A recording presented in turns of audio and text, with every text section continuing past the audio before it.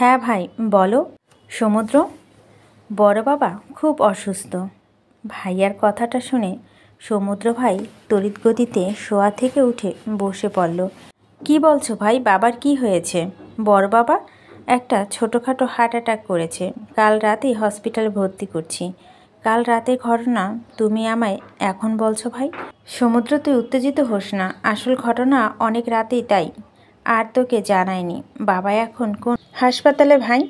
এখন কেমন আছে? আমি এক্ষুনি নদীকে নিয়ে রওনা হচ্ছি। না সমুদ্র, তোর আসিস না। কি বলছো এসব ভাইয়া? বাবা হাসপাতালে ভর্তি আর আমি যাব না? না সমুদ্র, তোরা আসবি না। ডাক্তার বড় বাবাকে স্টেশন নিতে নিষেধ করেছে। আর তোদেরকেও এখন এখানে দেখলে বড় বাবা আরও উত্তেজিত হয়ে পড়বে। তাই আমি বলছিলাম যে তোরা এখানে আসিস না। বাবা এখন কেমন আছে ভাই? এখন সুস্থ আছেন। সবাই দেখা করতে গেছে ভিতরে। একবার বাবাকে ফোনটা দেবে? আমি একটু কথা বলবো। কতদিন হলো বাবার কণ্ঠটা শুনি না। তোর মনে হয় সমুদ্র যে বড় বাবা তোর সাথে কথা বলবে? জানি ভাই হয়তো বলতে চাবে না, তাই তুমি একবার চেষ্টা করে দেখো না। যদি কথা বলতে চায়, রাজি হয়। সমুদ্র ভাই এর কথা মতো ভাইয়া বড় বাবার কেবিনে যায়। স্রোত, তুমি কোথায় ছিলে এতক্ষণ? ফোনের ওপাশ থেকে আমি আর সমুদ্র ভাই সবটা শুনতে পাচ্ছি। বড় বাবা একটা কথা ছিল। হ্যাঁ বলো। ভাইয়া কথাটা বলার জন্য আমতা আমতা করছে। আসলে কথাটা শোনার পর বড় বাবা ওই ব্যক্তিটা ঠিক কী হবে সেটা ভেবেই হয়তো বলতে পারছে না। বড় বাবা, সমুদ্র আপনার সাথে কথা বলতে চায় একবার। কথাটা শোনার সাথে সাথে বড় বাবা গর্জে উঠে বলো, কেন ও আমার সাথে কথা বলবে? আমি কে হই ওর? ওকে আমার খোঁজ নিতে কে বলেছে? আমার দরকার নেই কারো। বড় বাবা প্লিজ একটাবার ওর কথা শুনুন। আমি ওর কথা শোনার তো দূর নামও শুনতে চাই না। শোনো স্রোত, যেদিন ওরা দুজনে ওদের পরিবারের সম্মান ডুবিয়ে দিয়ে বাড়ি ছেড়ে চলে গেছে, সেদিন থেকে ওরা আমার কাছে মৃত।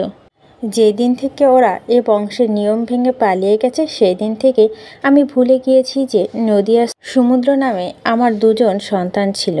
ওদেরকে বলে দাও স্রোত যে ওরা আমার কাছে মৃত। কথাগুলো একদম আমাদের দুজনের হৃদয়ে আঘাত করলো। এতটা ঘৃণা করে বড় বাবা আমাদের। সমুদ্র আর আমি কোনো কথা না বাড়িয়ে ফোনটা কেটে দিল। আমি কিছু বলতে নিলেই সোজা উঠে ওয়াশরুমে চলে গেল।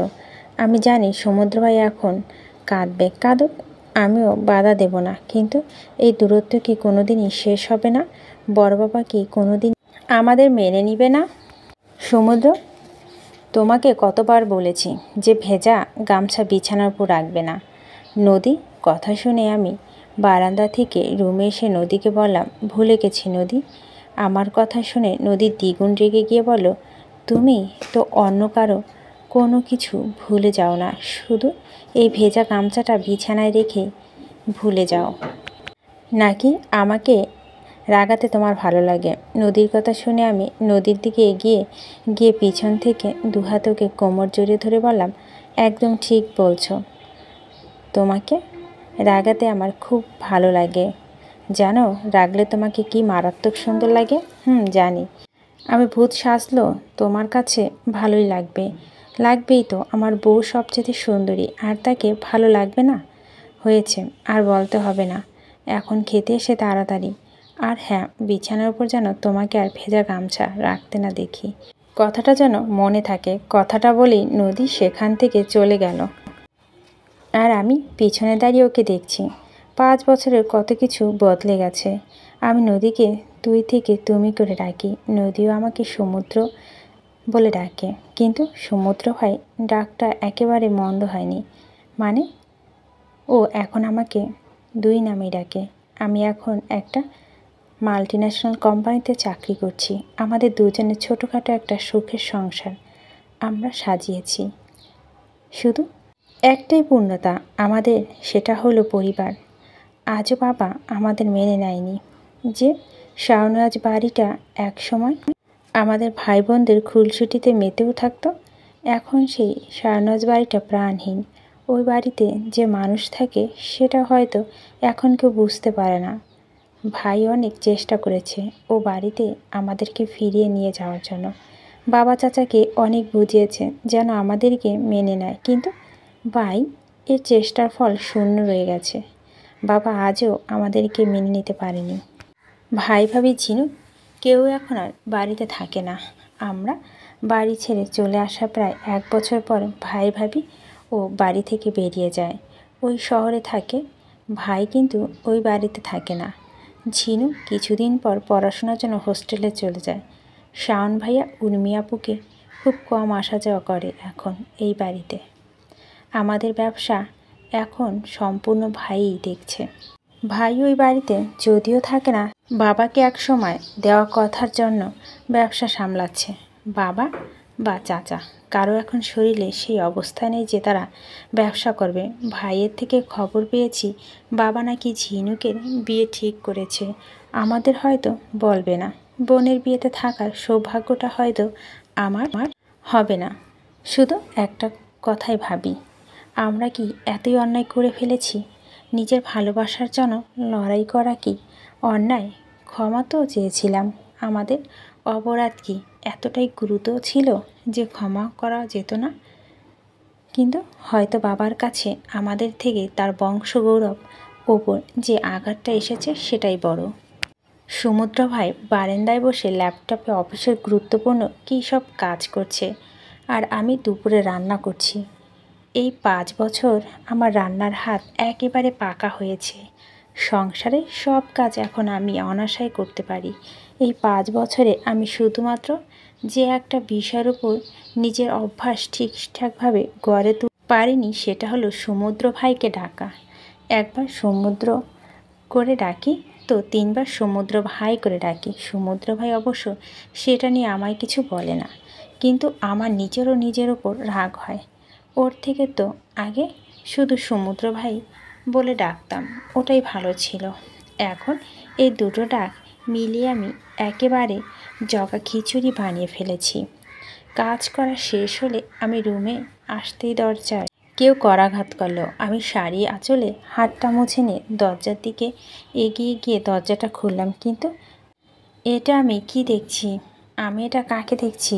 না, এটা তো সম্ভব নয় যে মানুষটার সাথে হাজারো চেষ্টা করে এই 5 বছর ফোনেও একবার কথা বলতে পারিনি, সেই মানুষটা কিনা আজ একবারে আমার সামনে দাঁড়িয়ে আছে। ওটা কি সম্ভব? হ্যাঁ সম্ভব। আমার সম্ভাবনাকে সত্য করার প্রমাণ করে দিয়ে বড় বাবা নিজে 2 হাত মেলে ধরে আমাকে বলল, আমাকে জড়িয়ে ধরবে না আম্মু? তোমার বড় বাবাকে কি ক্ষমা করা যায় না একবার? আমি যে আমার কলিজার টুকরোদের ছাড়া আর থাকতে পারছি না আম্মু। মৃত্যুর আগে অন্তত আমাকে আমার ভুলটা শোধরানোর সুযোগ করে দাও। কথাগুলো বললে বড় বাবা কেঁদে ফেললেন। আমি জোরে একবার সমুদ্র ভাই বলে চিৎকার করে বড় বাবাকে জড়িয়ে ধরি। কতদিনের অপেক্ষা শেষ হলো। এই 5 বছরের প্রত্যেকটা মুহূর্ত শুধু এটাই ভেবে গেছি যে কবে আমাদের মেনে নেবে, কবে আবার আমরা আমাদের বাড়িতে ফিরতে পারবো, কবে আবার সব ভাই বোনেরা মিলে নিজেদের বাড়িতে রাত জেগে আড্ডা দিতে পারবো। আজ সেই দিন এসেছে। বড় বাবাকে জড়িয়ে ধরে আমিও কাঁদছি, বড় বাবাও কাঁদছে। আমি বড় বাবার কাঁধের পিছন দিয়ে দেখলাম আমার পুরো পরিবার দাঁড়িয়ে আছে। আমার পরিবার বাবা মা, বড় মা, ভাইয়া ভাবি, শাওন ভাইয়া, উর্মি আপু আর আমাদের পরিবারের নতুন সদস্য উর্মি আপু আর শাওন ভাইয়ার ছেলে উষান আর মেয়ে শাওয়াহাত, আর আমার ভাই আর ভাবি জমজ ছেলে মেয়ে সৈয়দ মহুল। ওদিকে আমার চিৎকার শুনে হন্তদন্ত পায়ের ভিতর থেকে সমুদ্র ভাইয়া ছুটে এসেছে। কি হয়েছে নদী? তুমি এভাবে? সমুদ্র ভাই কথাটা সম্পূর্ণ করতে পারল না, তার আগেই বড় বাবাকে দেখেছে। সমুদ্র ভাইকে দেখে আমি বড় বাবাকে ছেড়ে দিলাম। ততক্ষণে বাড়ির বাকি সদস্যরা এগিয়ে এসেছে। আমি ভাবছি সমুদ্র ভাইয়ের অভিব্যক্তিটা ঠিক কী হবে। এই 5 বছর সমুদ্র ভাইও যে ও বাড়ি ফিরতে চেয়েছে সেটা আমি জানি, কিন্তু আমার মুখে কখনো সে কথা বলেনি। আমি জিজ্ঞেস করলে কথা ঘুরিয়ে নিয়ে যেত। আসলে সমুদ্র ভাইয়ের মনে খুব অভিমান জমেছে। সেই দিন থেকে সমুদ্র ভাইয়ের মনেই অভিমানের পাহাড় জমতে শুরু করেছে। 5 বছরে সেই অভিমানের পাহাড় বেড়ে গিয়েছে, একটু কমেনি। সমুদ্র ভাইকে চুপ থাকতে দেখে বড় বাবা বলে উঠল, আমি খুব বেশি কষ্ট দিয়ে ফেলেছি, তাই না বাবা? ইতিমধ্যেই সমুদ্র ভাইয়ের চোখজোড়া অশ্রুকণায় পরিপূর্ণ হয়ে উঠেছে, কিন্তু সমুদ্র ভাই সেটা গড়িয়ে পড়তে দিল না। তার আগেই টি-শার্টের হাতায় চোখটা মুছে নিল, কিন্তু মুহূর্তের মাঝে চোখটা আবারও অশ্রুকণায় পরিপূর্ণ হয়ে উঠল। সমুদ্র ভাই অভিমানী কণ্ঠে বলল, কেন আমাকে কষ্ট দেবে? কারো তো আমি কেউ হই না, আমি তো কারো বাবা হই না, আমি তো মৃত। আমাকে তো 5 বছর আগে মৃত বলা হয়েছে। ভাইয়ার সমুদ্র ভাইকে কিছু বলতে নিলেই আমি আটকে দিলাম। এটা ওদের দুজনের ব্যাপার, আমাদের কারো এর মাঝে না যাওয়াই ভালো হবে। আমি তো চিনি আমার সমুদ্র ভাইকে। ওপর যতই অভিমান থাক না কেন, ভিতরে যে বড় বাবাকে জড়িয়ে ধরে কাঁদতে ইচ্ছে করছে সেটা আমি খুব ভালো করে জানি। তোমাদেরকে যেদিন থেকে আমি মৃত বলছি সেই দিন থেকে যে আমি বেঁচে থেকে মরে গেছি বাবা। তোর বাবাকে একটাবারও ক্ষমা করে দে। আমার বাড়িটা যে তোদেরকে ছাড়া খা খা করছে এটা বুঝতে 5টা বছর লেগে গেছে বাবা তোমার। আর এই 5টা বছর হলো আমি যে যন্ত্রণাটা নিয়ে বেঁচে আছি সেটা কি করব। আমি জানি যে আমার অনেক দেরি হয়েছে নিজের ভুলটা বুঝতে। তার জন্য তুই তোর বাবার যে শাস্তিটা দিবি সেটাই সে মাথা পেতে নেবে, কিন্তু আমাকে তুই ক্ষমা করে দে, না হলে যে আমি মরেও শান্তি পাবো না। কথাটা বলে বড় বাবা হু হু করে কেঁদে ফেলল। বড় বাবার কান্না দেখে সমুদ্র ভাই এতক্ষণ ধরে নিজেকে শক্ত রাখার যে প্রচেষ্টা করেছিল সেটা আর পারল না। বড় বাবা কাছে এগিয়ে গিয়ে জড়িয়ে ধরে নিজে কেঁদে ফেলল। অবশেষে বাবা ছেলে এতদিনের মান অভিমান শেষ হলো। বাহিরে কান্নাকাটি পর্ব শেষ করে এখন ভিতরে কান্নাকাটি চলছে। অবশ্য শুধু কান্নাকাটি যে চলছে তা নয়, মাঝে মধ্যে তো মা আমাকে ঠেস দিয়ে কথাও বলছে। এজন্য অবশ্য এতক্ষণ বড় বাবার কাছে 2-3বার ধমকে খেয়েছে, কিন্তু তাও লাভ হয়নি। সমুদ্র ভাই অবশ্য কিছু বলতে চেয়েছিল, কিন্তু আমি ইশারা মানা করে দিয়েছি। বলুক বড় মা, কতদিন পর ছেলেকে পেয়েছে, এখন আমাদের দুজনের মা আমাদের দুজনের ধরে কান্না শুরু করে দিয়েছে। ভিতরে আসার পর আর কারো সাথেই কথা বলার সুযোগ হয়নি। অবশেষে মা আমাকে ছাড়লো, সমুদ্র ভাইকে বড় মা ছাড়েনি। মা আমাকে ছাড়ার পর আমি বাবার কাছে এগিয়ে গেলাম।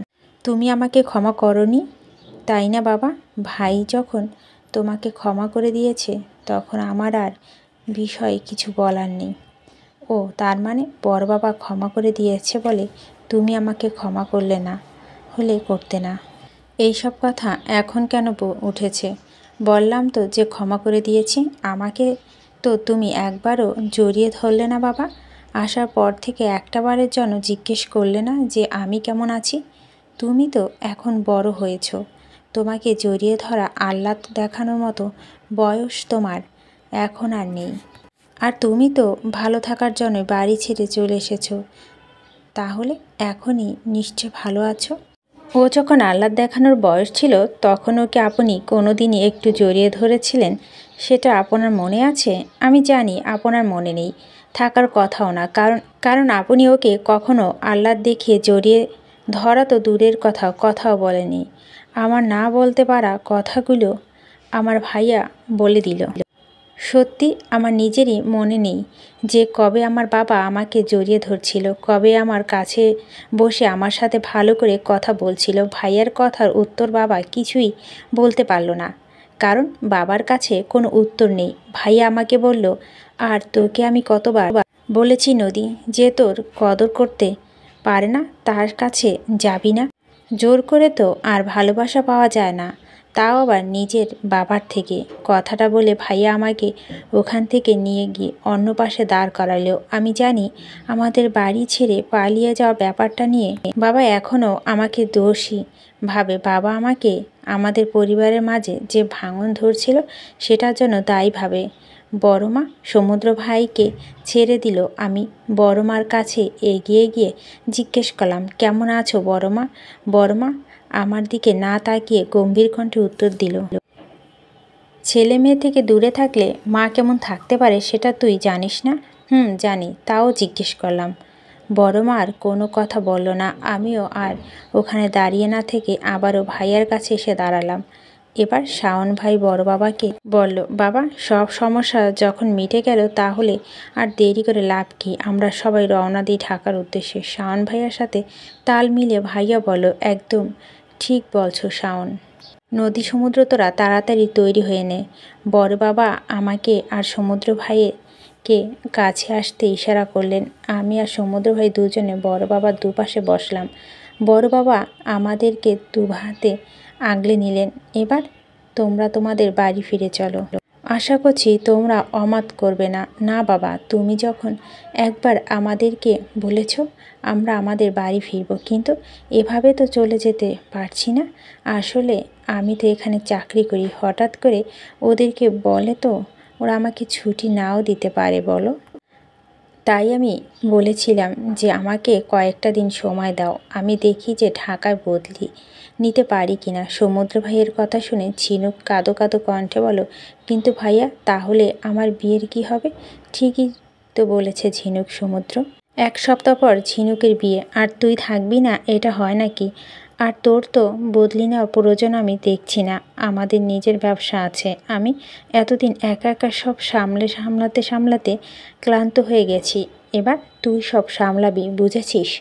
তুই এক্ষুনি ওনাদেরকে মেল করে দে যে তুই চাকরিটা আর করবি না। তাহলেই তো সব সমস্যার সমাধান হয়ে গেল। ভাইয়ের কথা শুনে সমুদ্র ভাই সাথে সাথে ভাইয়ের প্রস্তাব নাকচ করে দিয়ে বলো, না ভাই, আমি আমাদের কোম্পানিতে জয়েন করব না। ওটা তুমি দেখছো তো, তুমি দেখো। আমি আপাতত ছুটির ব্যবস্থা করছি, পরে এসে বদলির ব্যবস্থা করে নেব। কিন্তু আমি আমাদের কোম্পানিতে জয়েন করব না। কিন্তু সমুদ্র, সমস্যাটা কি? ওটা তো তোরই কোম্পানি, বল। ওটা আমার কিনা সেটা সমস্যা না। আমি যখন নদী সারা জীবনের দায়িত্ব নিয়েছি তখন আমি নিজ যোগ্যতায় সারা জীবন এর দায়িত্ব পালন করে যাব। সমুদ্র ভাইয়ের কথা শুনে এবার বড় মা তেতে উঠে বলল, ওই মেয়ের জন্য আর কত কষ্ট করবি সমুদ্র? তোর নিজের কোম্পানি থাকতে তুই কেন অন্যের জায়গায় কাজ করবি? এতদিন হলো নিজের জায়গা তো ছেড়ে দিয়ে রেখেছিস, অন্যরা দখল করে নিয়েছে। এবার একটু নিজের অধিকারটা বুঝে নে। ভুলে যাস না ওই কোম্পানিটা তোর বাবার হাতে গড়ে উঠেছে, আর তোর অধিকার সবচেয়ে বেশি। সমুদ্র ভাই কিছু বলতে নিল আর আগে বড় বাবা আর বড় মাকে উদ্দেশ্য করে বলল, ছেলে মেয়েদের বাড়ি ফেরা দেখে কি তোমারা বাপের বাড়ির কথা মনে পড়েছে? আমাদের কোম্পানিতে কারো একার অধিকার নেই, এটা আমাদের পুরো পরিবারের। কিন্তু বাড়ির বড় হিসাবে এখানে যেমন আগে আমার কথাটাই শেষ কথা ছিল, তেমনি বাড়ির বড় ছেলে হিসেবে আমার বড় ছেলে হিসেবে স্রোতের কথা এখানে শেষ কথা হবে। আর ভুলে যেও না, নদী ওর স্ত্রী। নদী এখন ওর বাড়ির মেয়ে হওয়ার সাথে সাথে শাওনাজ বাড়ির বউ। মানে ও আমাদের বাড়ির সম্মান, আর আমার বাড়ির সম্মানকে একবার অসম্মান করে তুমি যে ভুল করেছো, দ্বিতীয়বার যেন আর তোমাকে সেটা করতে না হয় দেখি। আর সমুদ্র বাবা, তোমাকে আমি জোর করব না আমাদের কোম্পানিতে জয়েন করতে, কিন্তু তুমি আমাদের বংশের ছেলে। স্রোত যেভাবে আমাদের কোম্পানিকে দাঁড় করানোর জন্য দিনরাত এক করে পরিশ্রম করে, তুমিও আমার দ্বিতীয় ছেলে হিসেবে পরিশ্রম করে স্রোতের পাশে দাঁড়াও, আমাদের কোম্পানিটা আরও বড় করে তোলো। এটা আমি চাই তোমার থেকে। তো আমি এইটুকু আশা করতেই পারি, বলো। কিন্তু বাবা, সমুদ্র ভাইকে তার কথা সম্পূর্ণ করতে না দিয়ে ভাইয়া বলে উঠল, আর কোনো কিন্তু নয় সমুদ্র, শোন, বড় বাবা বলে দিয়েছে যে আমার কথাই শেষ কথা। তার মানে তোকে আমার কথা মানতে হবে এখন। তাও যদি তুই আমার কথা না শুনিস তাহলে কিন্তু আমার হাতে মার খাবি। ভাইয়ার কথা শুনে আমরা সবাই হেসে ফেললাম। আজ কতগুলো দিন পর সবাই আমরা আবার একসাথে হয়েছি, কতগুলো দিন আবার আমরা একসাথে হাসছি। আজ আর এই হাসির মধ্যে কোনো কষ্ট লুকিয়ে নেই। কোনো মিথ্যে নেই, শুধু তৃপ্তি। আমি এখন বাড়ির সবার জন্য দুপুরে রান্না করছি। যদিও সমুদ্র ভাই বাইরে থেকে খাবার আনতে চেয়েছিল, কিন্তু আমি সেটা করতে দেইনি। আমি আমার নিজের হাতে করা রান্না সবাইকে খাওয়াবো। ভিতরে সবাই আড্ডা দিতে ব্যস্ত। দাদুভাই আর দিদিভাইরা সবাই সাথে যোগ হয়েছে। আগে আমরা এখানে আসলে উর্মি আপু আর ভাবি আমাকে রান্না করে কাজে সাহায্য করলেও এখন আর পারে না। আমি ওদেরকে করতে দেই না। ওরা দুজন তো নিজেদের ছেলে মেয়ে সামলাতে হিমশিম খায়। চারটা দারুণ দুষ্ট। এর মাঝে রান্নাঘরে সমুদ্র ভাইয়ের আগমন ঘটে। নদী, তুই কি খুব বেশি ব্যস্ত? আসলে একটা গুরুত্বপূর্ণ কথা ছিল তোমার সাথে। না না, তুমি বলো, আমি রান্না করতে করতেই শুনছি। আচ্ছা, আমার তো চলে যাচ্ছে। একবার ভেবে দেখেছো দাদু ভাই আর দিদি ভাই কী হবে? ওনারা তো আমাদের উপর অনেকটা নির্ভরশীল হয়ে পড়েছে। দুজন বয়স্ক মানুষকে একা ফেলে কিভাবে যাই নদী? কথাটা শুনে আমার রান্নার হাত থেমে গেল। এই ব্যাপারটা তো আমার মাথায় আসেনি। সত্যিই তো, আমরা চলে গেলে দাদু ভাইরা একা কীভাবে থাকবে? যে মানুষগুলো আমাদের প্রয়োজনে সময় আমাদের পাশে ছিল, আর আজকে আমরা তাদের একা করে দিয়ে চলে যাব। আর যাবই বা কী করে? দিদি ভাইরা তো আমার অভ্যাসে পরিণত হয়েছে। কত আদর স্নেহ করেছে আমাদের দুজনকে। নিজের ছেলে মেয়ের নাতি নাতনিকে ভুলে মানুষ দুটো আমাদের দুজনকে আঁকড়ে ধরে বাঁচতে শুরু করেছিল। কিভাবে তাদের কথা না ভেবে চলে যাই? সমুদ্র ভাই, আমরা দাদু ভাইয়ের আমাদের সাথে নিয়ে যাই। যাব নদী, কিন্তু দিদি ভাই কি রাজি হবে? হবে না মানে? নিশ্চয় রাজি হবে। কিন্তু আমি ভাবছি যে বাড়ির সবাই কি রাজি হবে? কি হয়েছে সমুদ্র? তোদেরকে তো চিন্তিত কেন লাগছে? আর কি নিয়ে বাড়ির সবাই রাজি হবে না বলছিলি? ভাইয়ের কণ্ঠ পেয়ে আমরা দুজনে সেদিকে তাকালাম। ভাইয়া আমাদের দিকে এগিয়ে এসে বলল, কি হয়েছে? কোনো সমস্যা? ভাইয়া, আসলে আমি আর সমুদ্র দাদু ভাই আর দিদি ভাইয়ের কথা বলছিলাম। আমরা যদি ওনাদেরকে আমাদের সাথে ঢাকায় নিয়ে যাই, তাহলে কি তোমাদের সমস্যা হবে? আরে সমস্যা কেন হবে? আমি ভাবছিলাম যে তোদেরকে বলবো দাদু ভাইকে আমাদের সাথে নিয়ে যাই। ওনাদের ওপর তো আমাদের কিছু দায়িত্ব আছে। সমুদ্র ভাই সন্দিহান কণ্ঠে বলল, তুমি শিওর তো ভাই? বাবা রাগ করবে না তো? আরে না রে বাবা। আচ্ছা দাঁড়া, যদিও আমি জানি যে কোনো সমস্যা হবে না, তারপর আমি বড় বাবার সাথে একবার কথা বলছি। কথাটা বলে ভাইয়া সেখান থেকে চলে গেল। এদিকে আমি আর সমুদ্র ভাই অধীর আগ্রহ অপেক্ষা করছি যে ভাইয়া এসে আমাদের কি খবর দেয়। কিছুক্ষণ পর ভাইয়া থমথমে মুখ করে রান্নাঘরে এলো। ভাইয়ের মুখ দেখে আমরা দুজনে আন্দাজ করলাম যে বড় বাবা নিশ্চিত না করে দিয়েছে। বাবা, কি বলবো ভাই? আসলে সমুদ্র ভাই, কিভাবে বলি তোদেরকে? বলেছিলাম না বাবা রাজি হবে না। এখন কি করি আমরা? আসলে সমুদ্র, তোরা যেটা বলছিলি সেটা একদম ভুল। ভাইয়ার কথা শুনে আমরা দুজনে চট করে ভাইয়ার মুখের দিকে তাকাই। কি বলল ভাইয়া? আমরা ভুল? তার মানে হলো এটাই যে বড় বাবা রাজি হয়েছেন। তোরা এখন দাদু ভাইদের রাজি করা। কথাটি শুনে আমি খুশিতে লাফিয়ে উঠলাম। আমার বিশ্বাস হচ্ছে না যে দাদু ভাইরা আমাদের সাথে থাকবে। এদিকে আমি খুশিতে এখনও লাফাচ্ছি। এতদিনও তোর লাফালাফি কমেনি নদী? আমার ছেলেটাকে একটু শান্তি দে। বড় মার কণ্ঠে শুনে আমি একেবারে চুপসে গেলাম। ছোটোবেলা থেকে আমি বাকি সবার সামনে যতই লাফালাফি করি না কেন, আমার বাবা আর বড় মার সামনে কেন জানি একেবারে চুপ হয়ে যায়। এর অবশ্য কারণ আছে। কারণ এই দুটো মানুষ ছাড়া আর কেউ কখনো আমায় বকেনি। আর এরা যখন আমায় বকেছে, হয় ভাইয়া না আমার সমুদ্র আমার হয়ে কথা বলেছে, ফলে আমাকে নিজের থেকে আর কিছু বলতে হয়নি। তাই ধীরে ধীরে ওদের সামনে আমি কথা বলায় কমিয়ে দিয়েছি। আমার এসব ভাবনার মাঝে বড় মা আমার দিকে তাকিয়ে এসে আবার ঝাঁঝালো গলায় বলল, কি হলো? চুপ করে আছিস কেন? এমন সময় তো মুখ দিয়ে খই ফোটে। আমাকে কথা শুনিয়ে তুই খুব শান্তি পাস, তাই না? বড় মা, এসব তুমি কি বলছো? তোমাকে কতবার বলছি যে অযথা আমার বোনের সাথে তুমি খারাপ আচরণ করবে না। বড় মা সেদিকে পাত্তা না দিয়ে আবারও আমাকে বলো, আমার ছেলের পিছনে লুকিয়েছিস কেন? তুই কি ভেবেছিস তোর জন্য আমার ছেলে আমাকে কথা শোনাবে? মা, তুমি একটু শান্ত হবে প্লিজ। আর তুমি নদীর সাথে এভাবে কেন কথা বলছো? ও আমার সবচেয়ে বড় শান্তির কারণ মা। আর আমাকে ওর সব থেকে নিরাপদ জায়গা মনে করে বলেই আমার পিছনেও দাঁড়িয়েছে। আসার পর থেকে তুমি ওকে অকারণে যেভাবে কথা শোনাচ্ছ, তাতে তোমার থেকে নিজেতে আড়াল করে যাচ্ছে। ও তার মানে এখন তুই ওর জন্য আমাকে কথা শোনাবি? মা, এখানে কথা শোনারও কিছু নেই। যদি নদী ভুল কিছু করে তাহলে আমি ওর ভুলটা ধরিয়ে দেব, কিন্তু এখানে ওর কোনো দোষ নেই মা। তুমি অযথাই ওকে বকাবকি করছো। হ্যাঁ, আমি তো সব অযথাই করি। বিয়ে হয়ে গেছে না, এখন তো আর মাকে দরকার নেই। 5 বছর তো দিব্যি মাকে ছাড়াই থেকেছিস, আমাকে আর কি প্রয়োজন? থাকবো না আমি তোদের জীবনে, আর সমস্যা তৈরি করব না। কথাগুলো বলতে বলতেই বড় মা সেখান থেকে চলে গেল। ভাইয়া সমুদ্র ভাইকে ইশারায় আমাকে সামলাতে বলে চলে গেল।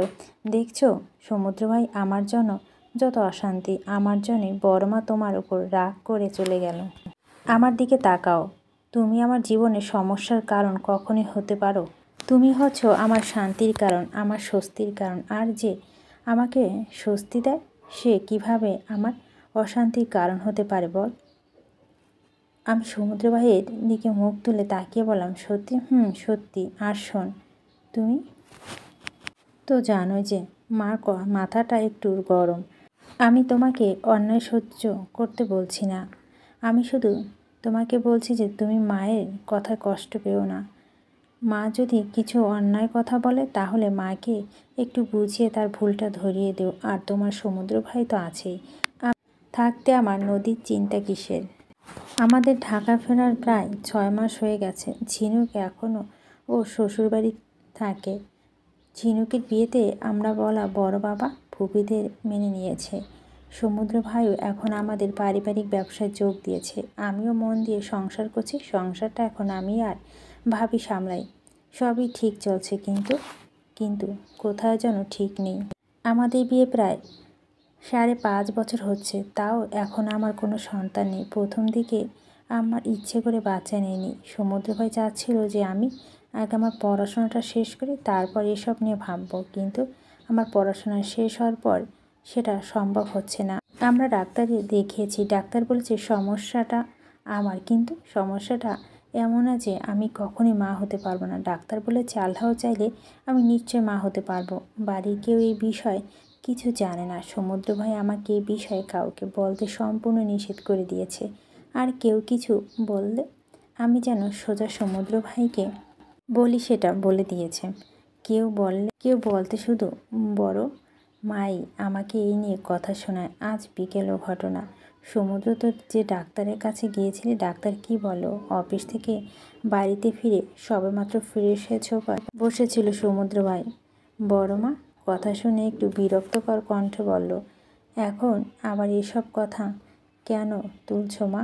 কেন তুলছি মানে? ডাক্তার কি বলেছে? আমার সত্যি করে বল। এই মেয়ের সমস্যা আছে তাই না? ও নিশ্চয় কখন মা হতে পারবে না।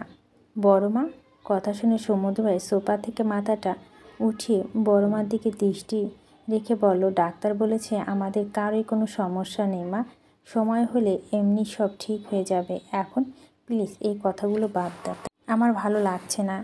তাহলে রিপোর্টে কি ভুল লিখেছে?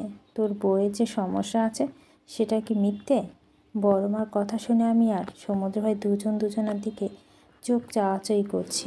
আমরা কেউ বুঝতে পারছি না যে এই কথাটা বড় মা কীভাবে জানলো। সমুদ্র ভাই বড় মাকে জিজ্ঞেস করলো, রিপোর্টে কি আছে সেটা তুমি কিভাবে জানলে মা? কিভাবে আবার জানবো? আমি তো জানি যে তুই ওই মেয়ের কোনো দোষ দেখতে পারবি না, তাই আমি নিজে তোর ঘরে গিয়ে রিপোর্ট দেখে এসেছি। এদিকে বড় মার মুখ এই কথা শুনে ভাইও সমুদ্র ভাইকে বলল, সমুদ্র কি হয়েছে? তুই তো আমাকে কিছু জানাইনি ভাই, কারণ এই বিষয়টা আমার কাছে কোনো গুরুত্ব নেই। সমুদ্র ভাই এর কথা শুনে বড় মা খেপে উঠে বলল, তোর কাছে গুরুত্ব না থাকলে আমার কাছে গুরুত্ব আছে। তুই আমার একমাত্র ছেলে। তোর ছেলে মেয়ে মুখ দেখা আমার কতদিনের ইচ্ছে। তোর ছেলে মেয়ে আমাদের বংশধর।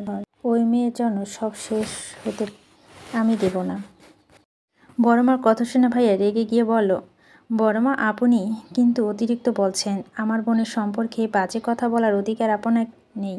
দয়া করে নিজের মুখে সংযত করুন।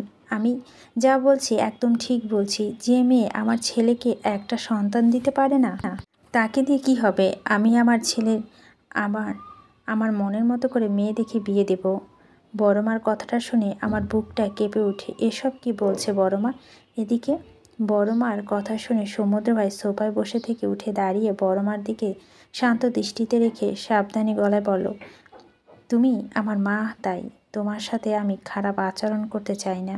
তাই তুমি অযথা এক কথা বলে আমাকে তোমার সাথে খারাপ ব্যবহার করতে বাধ্য করো না। আজকে এই কথাটা বলছো, আমি কিছুই বললাম না। দ্বিতীয় দিন যদি তোমার মুখে থেকে এই ধরনের কোনো কথা আমার কানে আসে তাহলে কিন্তু সেই মুহূর্তে আমার এই বাড়িতে শেষ সময় হবে। আমি আমার স্ত্রী কোনো প্রকার অসম্মান হতে দেব না।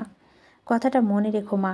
সমুদ্র ভাইয়ের কথা শুনে বড় মা এবার শুরু করলেন কান্না। উনি কাঁদতে কাঁদতে ও আমার কথা শোনাতে ছাড়লেন না। অগ্নিদৃষ্টিতে আমার দিকে তাকিয়ে বলেন, তুই একটা শয়তান। তোর সন্তান হবে কিভাবে? যে মায়ের থেকে তার সন্তানকে দূরে করে দেয়, তার সন্তান আল্লাহ কোনোদিনও দেন না। তুই সারা জীবন নিঃসন্তান থাকবি। তখন তুই বুঝবি যে সন্তান হারানো কষ্ট কতটা। বড় মার কথাগুলো বলতে দেরি হলো, বড় বাবা চর লাগাতে দেরি হলো না। এদিকে আমি অজরে কেঁদেই যাচ্ছি। বড় মা আমাকে আগে থেকেই অপছন্দ করে, সেটা আমি জানি। সমুদ্র ভাইয়ের সাথে বিয়ের পর আরও বেড়ে গেছে, কিন্তু তাই বলে যে উনি আমাকে এত বড় একটা অভিশাপ দিতে পারবেন সেটা আমি কোনোদিনই ভাবতে পারিনি। এতটা ঘৃণা আমার উপরে কি এমন করেছি আমি যে বড় মা আমাকে এতটাই ঘৃণা করে? আজ পর্যন্ত কোনোদিনই একটা উঁচু গলা পর্যন্ত কথা বলিনি। আমাকে কত বকা দিয়েছে, অপমান করেছে, তাও কোনোদিন কিছু বলিনি। অশান্তি হবে ভেবে সমুদ্র ভাইকেও এই কথাগুলো বলিনি, তাও ওনার আমার ওপর এত রাগ। আমার কান্না দেখে মা আর ভাবি এগিয়ে এসে আমাকে ধরে। এদিকে বড় বাবা তুমুল বেগে রেগে গেছে। ভাইয়া বড় বাবাকে ধরে আছে। বড় মা গালে হাত দিয়ে নিচের দিকে তাকিয়ে আছে। তোমার এত বড় সাহস, তুমি আমার মেয়ে সম্পর্কে এত বাজে কথা বলো? তোমাকে এর আগে অনেকবার সাবধান করেছি যে আমার পরিবারকে নিয়ে তুমি কোনো কথা বলবে না। বারবার বলছি যে আমার বাড়ির সম্মানকে অসম্মান করবে না, তারপরও তুমি শোধরালে না। তোমাকে বিয়ে করা আমার জীবনের সবচেয়ে বড় ভুল। তুমি আজই আমার বাড়ি থেকে চলে যাবে। আমি তোমার মুখও দেখতে চাই না। বড় বাবা থামতে সমুদ্র ভাই বড় মাকে বলল, এই তুমি আমাকে ভালোবাসো মা? তোমার নদীর ওপর কিসের এত ঘৃণা? তুমি একজন মেয়ে হয়ে আর একটা মেয়ের এত বড় একটা অভিশাপ দিতে পারলে? তুমি একবারও এটা ভাবলে না যে নদী যদি সন্তান না হয় তার মানে তোমার ছেলে সারা জীবন নিঃসন্তান থেকে যাবে? তুমি না মা, তুমি মা হয়ে আর একটা মেয়ে যাতে কোনো মা না হতে পারে তাকে সেই অভিশাপটা দিলে। আজ কেন জানি আমার নিজেকে তোমার সন্তান ভাবতে লজ্জা লাগছে। কথাগুলো বলে সমুদ্র হয়ে বাড়ি থেকে বেরিয়ে যায়। বড় বাবার কাছে এসে বড় বাবাকে বলল, ভাই আমি আজ পর্যন্ত কখনই তোমার অবাধ্য হইনি বা এখনও কোনো কাজ করিনি যাতে তুমি কষ্ট পাও, কিন্তু আজ আমি বলতে বাধ্য হচ্ছি, এভাবে চলতে থাকলে তো আমার মেয়েটা মরে যাবে। ও তো নিজের ইচ্ছে করে এসব করেনি। ভাবি আজ আমার মেয়েকে যে অভিশাপটা দিল, তারপর আমি কিভাবে আমার মেয়েটাকে নিয়ে ভাবির সাথে এক ছাদের নিচে থাকতে বলবো? আমি জানি যে ভাবি আমার মেয়েটাকে সহ্য করতে পারে না। আমি জেনেও কখনো এই নিয়ে কোনো কথা বলিনি, কিন্তু আমি যদি আজও বাবা হয়ে কোনো কথা না বলি তাহলে যে অনেক দেরি হয়ে যাবে। তুমি আমাকে অনুমতি দাও, আমি আমার ছেলে মেয়েকে নিয়ে চলে যাই। ভাই তুই কেন যাবি? এটা তোরও বাড়ি। যে সংসার ভাঙতে চায় সে চলে যাবে। আমি বেঁচে থাকতে আমার সন্তানরা এই বাড়ি ছেড়ে কোথাও যাবে না। আজ কতদিন পর আমার বাবা আমার জন্য কিছু বলেছে। আমার বাবা আমার কষ্টটা বুঝতে পেরেছে। কত কষ্টের মাঝে এই একটা কথা আমাকে স্বস্তি দিয়েছে। সে আমার বাবা আমাকে বুঝতে পেরেছে। সে যে সমুদ্র ভাই বেরিয়েছে, এখনও ফেরেনি। ভাবলাম একবার ফোন করি। ফোনটা আনতে রুমে যেতে দেখি সমুদ্র ভাই সোয়ার মহুয়াকে কোলে নিয়ে রুমে ঢুকছে। আমাকে দেখে মুচকি হাসলো। এই হাসিটাতে আমাদের সব কষ্ট সব ক্লান্তি দূর করে দেয়। হাজার কষ্টের মাঝেও এই একটা হাসি আমার সব কষ্ট ভুলিয়ে দেওয়ার জন্য যথেষ্ট। সমুদ্র ভাই সৌদ আর মেহুলকে বিছানায় দিকে আমাকে হাত ধরে এদের পাশে বসিয়ে দিল। আমাদের তিনজনের হাতে চকলেট দিয়ে বলল, আমার বাড়ির 3টে বাচ্চার জন্য চকলেট। এখন চকলেটের জন্য সবাই আমাকে একটা করে চুমো দাও তাড়াতাড়ি। ছোদ আর মেহুল তারপর পরপর সমুদ্র ভাইকে চুমো দিল। সমুদ্র ভাই আমার দিকে গাল বাড়িয়ে দিয়ে বলল, এবার তোমার পালা, তাড়াতাড়ি চুমো দাও, না হলে কিন্তু চকলেট ছোদ আর মেহুলকে দিয়ে দেব। সমুদ্র ভাইয়ের কথা শুনে আমি হেসে ফেললাম। আমি জানি আমাকে হাসানোর জন্য এইসব করছে। সমুদ্র ভাই এর কথা শুনে ছোদ আমাকে বলল, তুমি চিন্তা করো না ফুপি, আমি আর মেহুল চোখ বন্ধ করছি, আমরা দেখব না। কথাটা বলে ওরা দুজনে সত্যি হাত দিয়ে চোখ ঢেকে ফেললো। আমি সমুদ্র ভাইয়ের গালে একটা চুমু দিয়ে দিলাম। হয়েছে, এবার চোখ খোলো। বারান্দায় দাঁড়িয়ে জীবনে 6টা বছর ঘটে যাওয়া সব ঘটনাগুলো মনে করলি নদী। সময়টা যত না দীর্ঘ তার থেকে ঘটে যাওয়া ঘটনাগুলো অনেক দীর্ঘ। জীবনটা হঠাৎ করে যেন বদলে গেছে, সব কিছু স্বপ্নের মতো। এই তো 6 বছর আগে নদী সমুদ্র পালিয়ে বিয়ে করলো, তারপর কত ঝড় ঝাপটা এলো, কিন্তু দুজনে মিলে সবটা সামনে নিল। কত ত্যাগ করেছে দুজন দুজনের জন্য। এই যেমন দুজনে কফি খাওয়ার অভ্যাস, অথচ বাড়িতে খরচের জন্য সমুদ্র অভ্যাসটা নিজে ছেড়ে দিয়ে নদীকে ছাড়তে দেয়নি। নদীও তার সমুদ্র ভাইয়ের খরচ বাঁচানোর জন্য না খেয়ে বলেছে সে খেয়েছে। নদী সকালে যখন নাস্তা বানাতে ব্যস্ত তখন সমুদ্র বিছানা তুলে সারা বাড়ি গুছিয়ে রেখে যেত। সময়ের অভাবে কখনো বাইরে ঘুরতে যাওয়া হয়নি ঠিকই, কিন্তু রাতে যেহেতু সময় তারা পেত, সেটুকু সময় বারান্দার দোলনায় বসে দুজনে মিলে চন্দ্রবিলাস করত। তখন একজন আকাশে ওই চাঁদটাকে খুঁটিয়ে দেখতে ব্যস্ত থাকতো, আরেকজন সেই চাঁদের আলো তার প্রেয়সীকে দেখতে ব্যস্ত থাকতো। নিজেদের জীবনে যখন তারা গুটিয়ে নিল, তখন পরিবার অপূর্ণতা আর থাকলো না। তারপর আবার নদী মা না হতে পারা নিয়ে অশান্তি। কিন্তু ওই দিনের পর থেকে নদী আর সেই অশান্তি সহ্য করতে হয়নি। 6 বছর আগের স্মৃতিগুলো এতক্ষণ ধরে নদী ভাবছিল। মূলত সময়টা যেন তাড়াতাড়ি কেটে যায়, সেজন্যই প্রচেষ্টা। ভাবনার শেষে রাতের আকাশে দেখছে নদী। সমুদ্র এখনও ফিরেনি। আজকে অফিসে নাকি খুব কাজের চাপ। সে সন্ধ্যা থেকে সমুদ্র পছন্দ শাড়িটা পরে অপেক্ষা করছে নদী, কিন্তু আজকে এই অপেক্ষাটা যেন শেষ হচ্ছে না। এসব ভাবতে ভাবতে নদীর উপর পেটে কারা স্পর্শ অনুভব করলো। গায়ের গন্ধটা পেতেই সে বুঝতে পারে যে এটা আর সমুদ্র ভাই। আজ হঠাৎ আমার পছন্দের শাড়ি পরে সেজেছে। আমাকে কি পাগল বানানোর ইচ্ছে হয়েছে? না তো, তুমি তো আগে থেকেই পাগল। তোমাকে নতুন করে আর কি পাগল বানাবো? সমুদ্র নদীকে নিজের দিকে ঘুরিয়ে নিয়ে দুহাতে কোমর চেপে ধরে নদীকে একদম নিজের সাথে মিশিয়ে নিয়ে বলো, সেটা অবশ্য ঠিকই বলেছ, কিন্তু আজকে তোমাকে দেখে আমার পাগলামিটা যেন আউট অফ কন্ট্রোল না হয়ে যায়, সেটা ভাবছি। তোমাকে একটা কথা বলা আছে সমুদ্র ভাই। বলো না। নদী থামলো। একটু সময় নিয়ে সমুদ্র কানের কাছে গিয়ে ফিসফিস করে বলল, তুমি মামা হতে চলছ। কথাটা শুনে সমুদ্র মাঝে বিশেষ কোনো হেলদোল দেখা গেল না। এটা এভাবে বলার কি আছে? আমি তো এর আগে 2বার মামা হয়েছি, কিন্তু এবার আমি কোন দিকের মামা হচ্ছি? মানে ঝিনুক না উর্মি আপু? সমুদ্রের কথা শুনে নদী হেসে ফেল।